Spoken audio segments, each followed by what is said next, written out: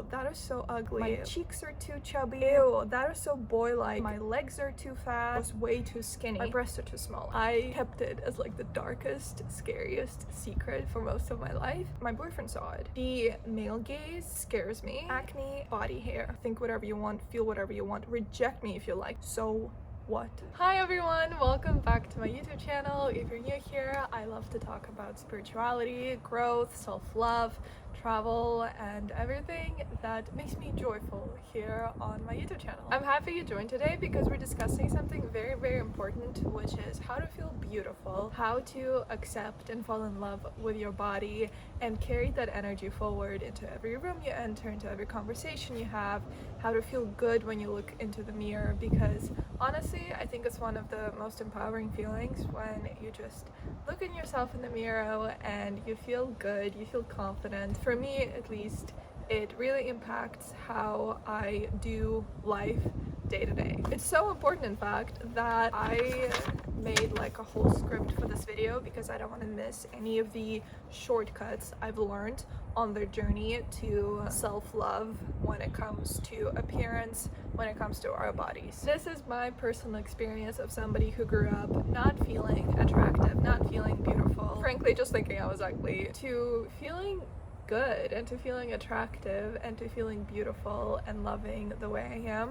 So I'm here to share all of the lessons. How to fall in love with your body and feel beautiful. Number one, get a different perspective on your insecurity. When we don't like something and how we look, we can get so wrapped up in that and develop a cognitive distortion where we constantly think about it, we notice it everywhere, but other people don't even see what we see. And it's a good idea to break that cognitive distortion with some other perspectives. And there are three amazing sources of different perspectives that I have discovered for myself. Number one is family. Something you guys probably don't know about me because I kept it as like the darkest, scariest secret for most of my life, is that I have a unibrow. Like my eyebrows naturally meet each other in the middle. And me saying this out loud right now feels so interesting because it doesn't actually bother me. But when I was in middle school, this specific girl called me ugly all the time, pointed it out, and it made me feel very, very insecure. So I started plucking my eyebrows and I couldn't wait until I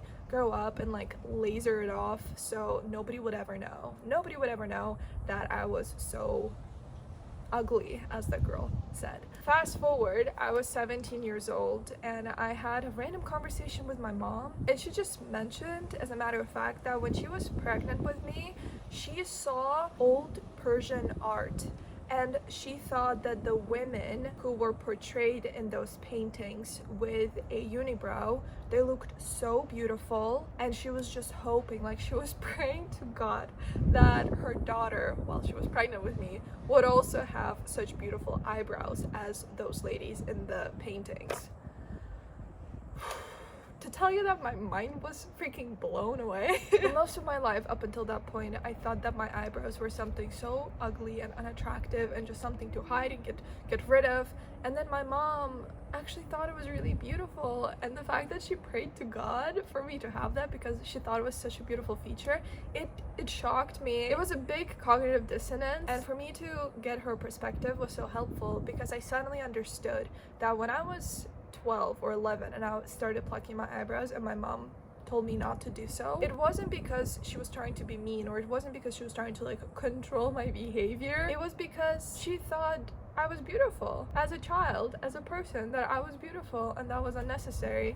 And that just gave me so much like gentleness towards myself, that perspective. And it also gave me so much peace. It's not a dark secret, it's not an awful feature on my body. It's something that is neutral, and somebody could look at it and say it's beautiful, somebody could look at it and say it's ugly, and it honestly doesn't matter. And the way this peace manifests is that A, I can talk about it, and B, at this age I could easily laser this middle part of my eyebrows off, but I don't want to. I give them the shape that I like, but I don't want to make it permanent because maybe in 5 or 10 years I will want to bring it back, you know, or maybe I'll be playing in a remake of Frida Kahlo, who knows. It stopped being a feature that I couldn't wait to get rid of, and it just became a part of me and it feels really good. Another example of how family can give a different perspective on an insecurity comes from my friend. She has a very long nose with oh, what do you call it in English? With this shape, you know, when it's not straight but it has a hump, I believe. I remember she was very insecure about it because it's a very unique shape of a nose, and I thought it was so beautiful, but for her, she hated it, and she again couldn't wait to get a surgery to change it. And a perspective that changed her mind was that it's the same nose that her dad has, and it's the same shape of nose that her grandma has. And if you look at a picture of my friend and her grandma when she was young, they're so similar. It's like her grandma lives in her. She realizes she decided not to change her nose, and now that she's much older, she's happy that she didn't make any changes. Obviously, everybody can do whatever they want with their bodies. My intention with sharing these stories is to show an example of self-acceptance that grows over time. The way you feel about an insecurity of yours, even if it's really, really intense at this moment, actually with time it can change. Another source of different perspectives that you can get is the internet. There is so much variety on social media of people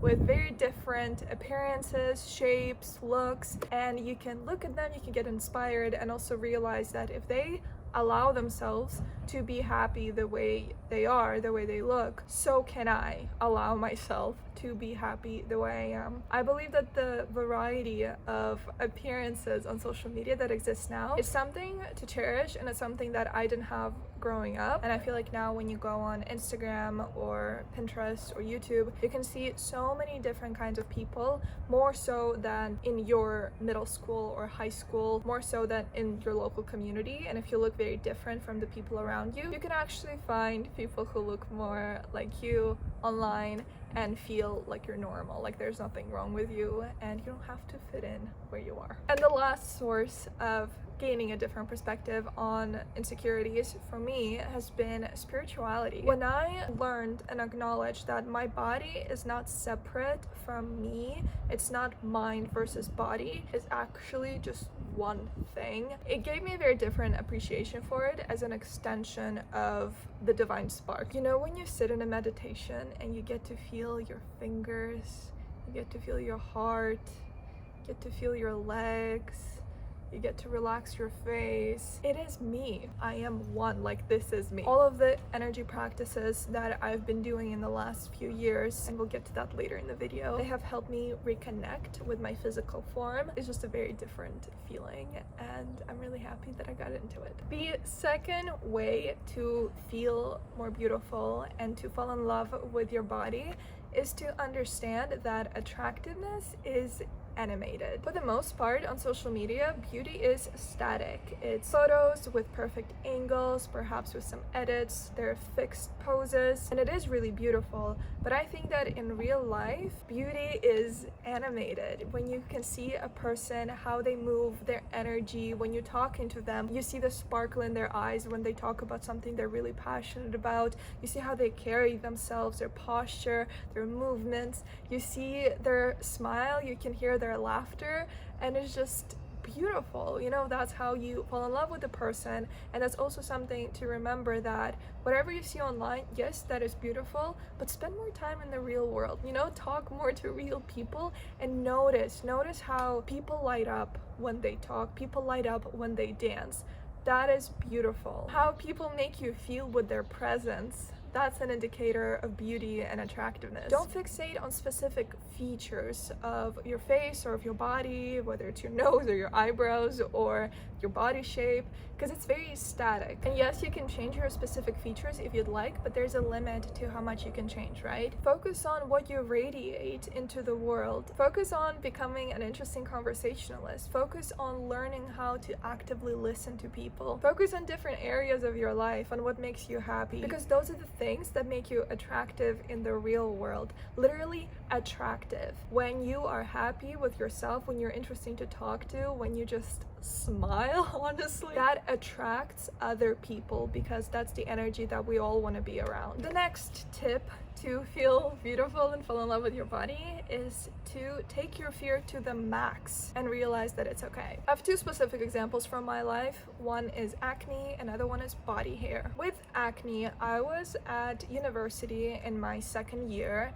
and I was so tired of worrying about the pimples on my face, covering them up with makeup, waking up every morning, looking in the mirror and not feeling happy about my skin. It felt like whatever skincare I used Korean, I used natural, I used European skincare, nothing just seemed to work for me. And I was just tired, to be honest. And I thought, okay, what is my fear? That people will see how my skin looks? Okay, fine, let's play it out to the max. So for 2 months, I wore no makeup and I also did no skincare. That was my personal choice. And it was really interesting going around the world and realizing that it's actually okay. It helped me not think about my acne all the time and also live out my worst fear when it comes to my face. Okay, people see that I have acne. People see inflammation on my face. So what? Nobody said anything. I don't think people judged me for it. I don't think people treated me differently for it. And I also felt fine. Like I was completely okay with it. That experiment that I did helped me accept what was my reality at the time and not stress about it every day. By the end of those 2 months, I was actually surprised by how little that bothered me. And I did return to wearing makeup, but instead of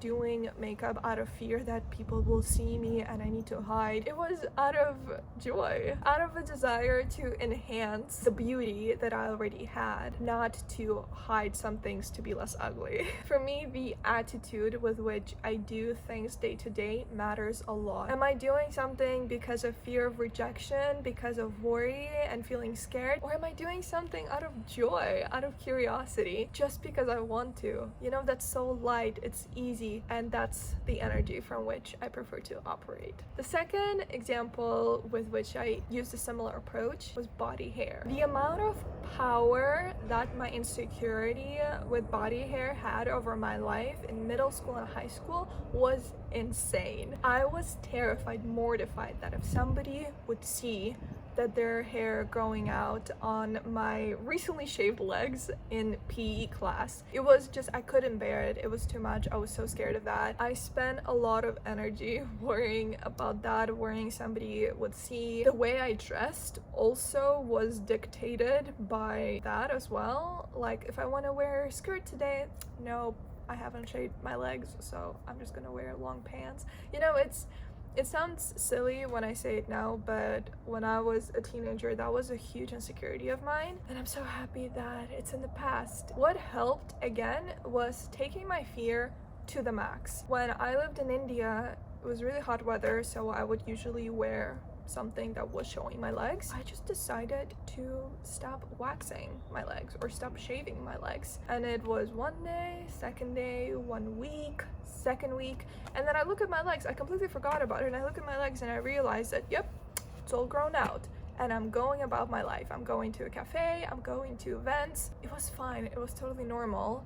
And that fear stopped having power over me. And that was such a liberating, freeing feeling that I don't care. I definitely cared when I was younger because boys would make remarks, right? Or other girls would make remarks, literally to your face. Ew, that is so boy-like. Ew, that is so ugly. It's insane to me now when I look back that kids felt so comfortable saying things like that to your face. That grows insecurities, right? That's like the most fertile soil for an insecurity to grow, is when you put a nasty comment from somebody your age. But when I was already at college and I did that experiment with my body hair, literally if anybody mentioned something, and somebody actually did, a guy messaged me on Instagram, an acquaintance of mine, that, ew, Dinara, don't do that, that's so gross.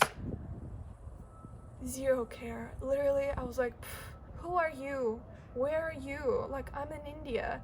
You're somewhere in California. Why the fuck do you care? Like, you don't even, like, you know, it's funny. It's honestly funny. I also did that when I was in Germany at some point, and my boyfriend saw it. So similarly with acne and with body hair, for some reason, the male gaze scares me in that way. I think because with acne, with body hair, with a lot of other insecurities, it's like makes you less attractive to men. As I mentioned, boys would make comments when I was younger, and it kind of feels like, well, if I'm not beautiful, then I'm not attractive, then they will never like me and then I'll be rejected. I think that's a subconscious train of thought. So when my boyfriend saw my acne, he didn't say anything. When he saw my body hair, he also didn't care. What actually mattered more to me is that I didn't care whether he cared or not, you know? Say whatever you want, think whatever you want, feel whatever you want, reject me if you like because of how I look. I don't care. I'm so happy with myself. This is me, like this is a part of me and I'm fine with it.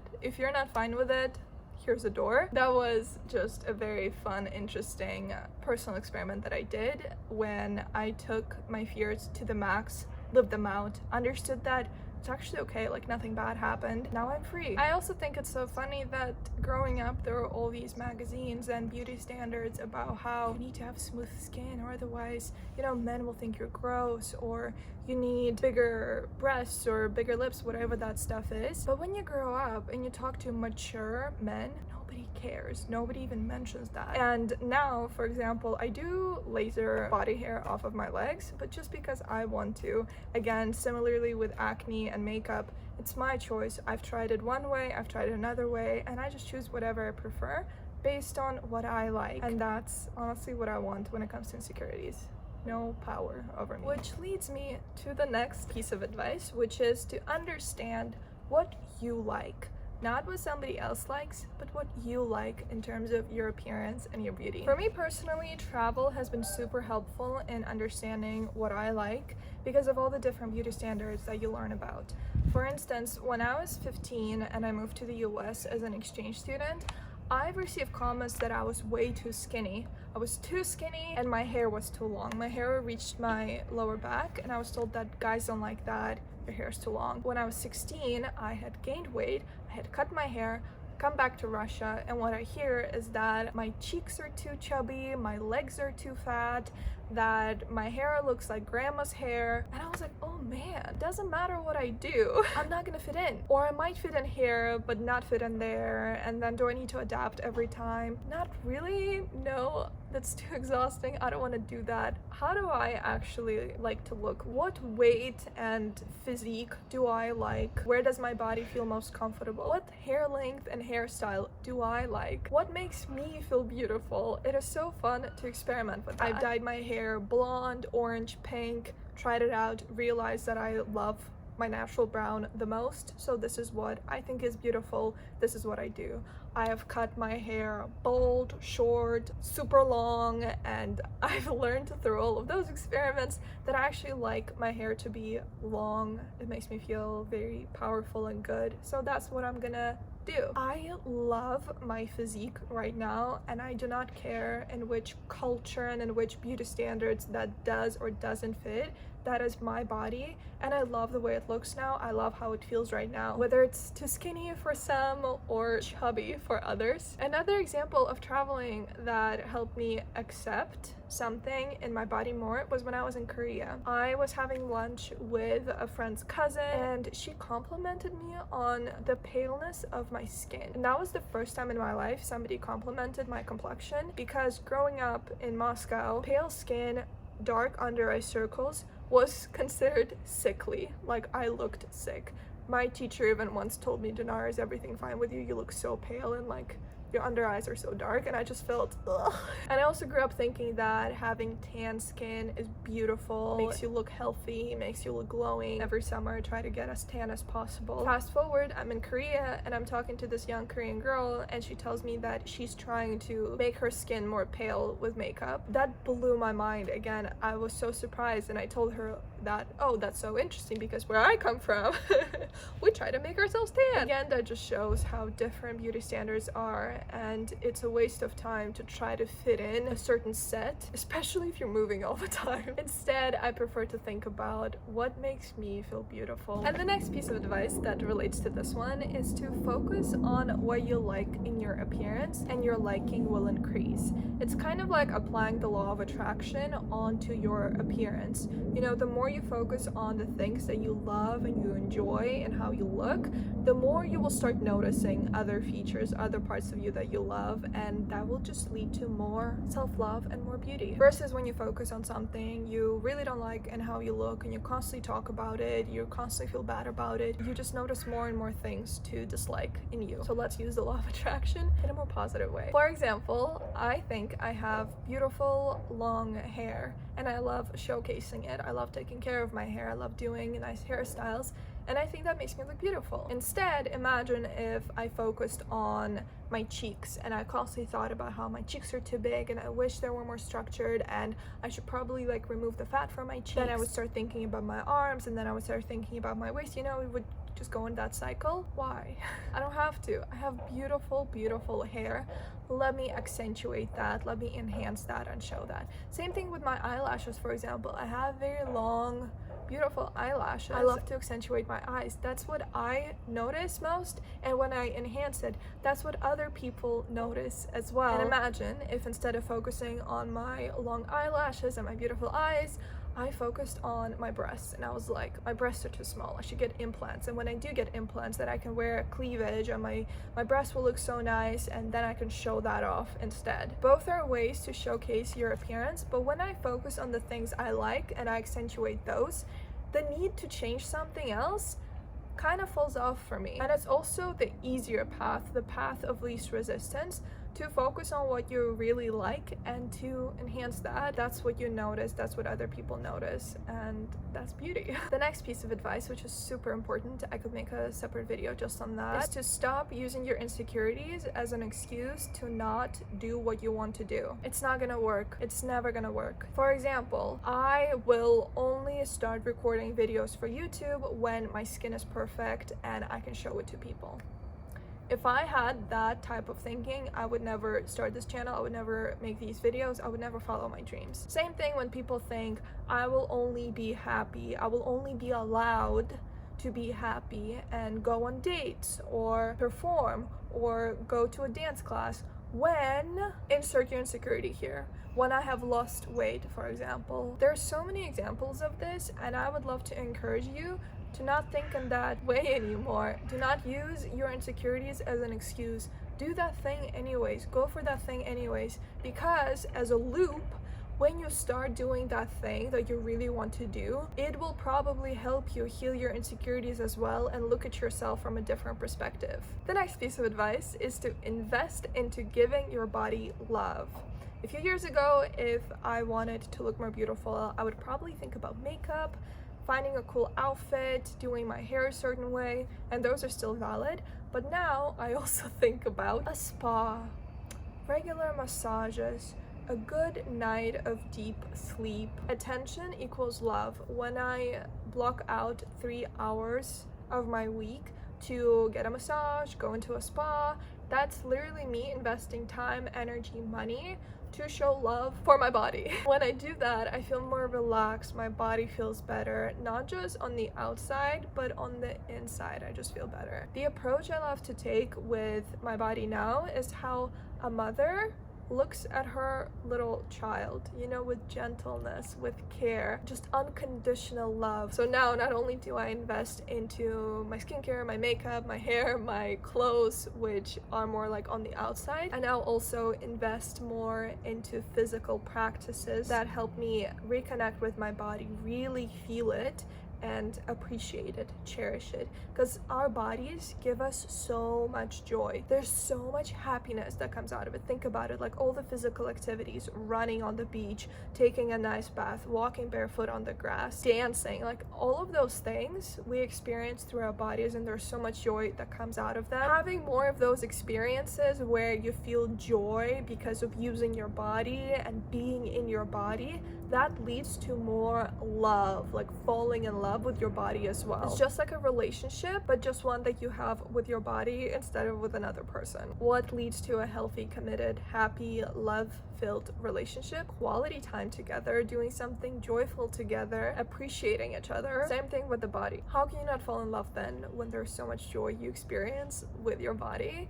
that would just make you want to be in your body more, to experience the world more through your senses, not just through your perception and your mental abilities. And the last piece of advice, which is also perhaps the most important one, to feel beautiful, to fall in love with your body, you gotta relax.